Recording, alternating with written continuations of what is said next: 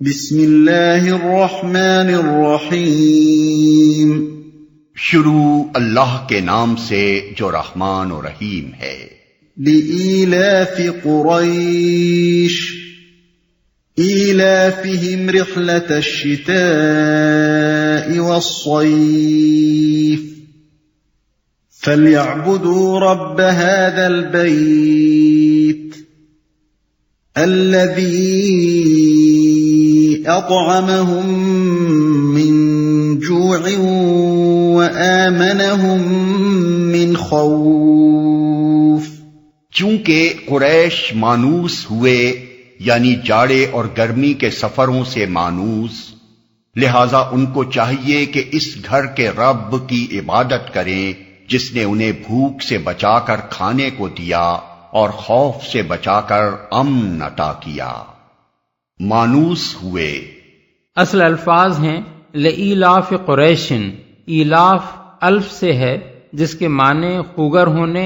مانوس ہونے، پھٹنے کے بعد مل جانے اور کسی چیز کی عادت اختیار کرنے کے ہیں۔ اردو زبان میں الفت اور مالوف کے الفاظ بھی اسی سے ماخوذ ہیں۔ ایلاف سے پہلے جو لام آیا ہے اس کے متعلق عربی زبان کے بعض ماہرین نے یہ رائے ظاہر کی ہے کہ یہ عربی محاورے کے مطابق تعجب کے معنی میں ہے۔ مثلا عرب کہتے ہیں لزید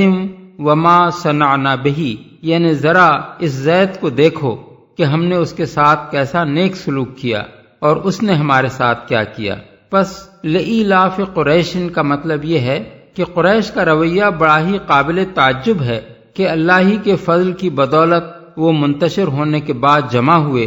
اور ان تجارتی سفروں کے خوگر ہو گئے جو ان کی خوشحالی کا ذریعہ بنے ہوئے ہیں، اور وہ اللہ ہی کی بندگی سے روگردانی کر رہے ہیں۔ یہ رائے اخفش، کسائی اور فرا کی ہے، اور اس رائے کو ابن جریر نے ترجیح دیتے ہوئے لکھا ہے کہ عرب جب اسلام کے بعد کسی بات کا ذکر کرتے ہیں تو وہی بات یہ ظاہر کرنے کے لیے کافی سمجھی جاتی ہے کہ اس کے ہوتے جو شخص کوئی رویہ اختیار کر رہا ہے وہ قابل تعجب ہے۔ بخلاف اس کے خلیل بن احمد سیبویہ اور زمخشری کہتے ہیں کہ یہ لام تعلیل ہے اور اس کا تعلق آگے کے فقرے فَلْيَعْبُدُوا رَبَّ هَذَا الْبَيْتِ سے ہے۔ مطلب اس کا یہ ہے کہ یوں تو قریش پر اللہ کی نعمتوں کا کوئی شمار نہیں، لیکن اگر کسی اور نعمت کی بنا پر نہیں تو اسی ایک نعمت کی بنا پر وہ اللہ کی بندگی کریں کہ اس کے فضل سے وہ ان تجارتی سفروں کے خوگر ہوئے، کیونکہ یہ بجائے خود ان پر اس کا بہت بڑا احسان ہے۔ سفروں سے مانوس، گرمی اور جاڑے کے سفروں سے مراد یہ ہے کہ گرمی کے زمانے میں قریش کے تجارتی سفر شام و فلسطین کی طرف ہوتے تھے کیونکہ وہ ٹھنڈے علاقے ہیں، اور جاڑے کے زمانے میں وہ جنوب عرب کی طرف ہوتے تھے کیونکہ وہ گرم علاقے ہیں۔ عبادت کریں۔ اس گھر سے مراد خانہ کعبہ ہے، اور اللہ تعالیٰ کے ارشاد کا مطلب یہ ہے کہ قریش کو یہ نعمت اسی گھر کی بدولت حاصل ہوئی ہے، اور وہ خود مانتے ہیں کہ وہ 360 بت اس کے رب نہیں ہیں جن کی یہ پوجا کر رہے ہیں، بلکہ صرف اللہ ہی اس کا رب ہے۔ اسی نے ان کو اصحاب فیل کے حملے سے بچایا، اسی سے انہوں نے ابرہہ کی فوج کے مقابلے میں مدد کی دعا کی تھی، اسی کے گھر کی پناہ میں آنے سے پہلے جب وہ عرب میں منتشر تھے تو ان کی کوئی حیثیت نہ تھی۔ عرب کے عام قبائل کی طرح وہ بھی ایک نسل کے بکھرے ہوئے گروہ تھے، مگر جب وہ مکے میں اس گھر کے گرد جمع ہوئے اور اس کی خدمت انجام دینے لگے تو سارے عرب میں محترم ہو گئے، اور ہر طرف ان کے تجارتی قافلے بے خوف و خطر آنے جانے لگے۔ پس انہیں جو کچھ بھی نصیب ہوا ہے اس گھر کے رب کی بدولت نصیب ہوا ہے، اس لیے اسی کی ان کو عبادت کرنی چاہیے۔ کھانے کو دیا۔ یہ اشارہ ہے اس طرف کہ مکے میں آنے سے پہلے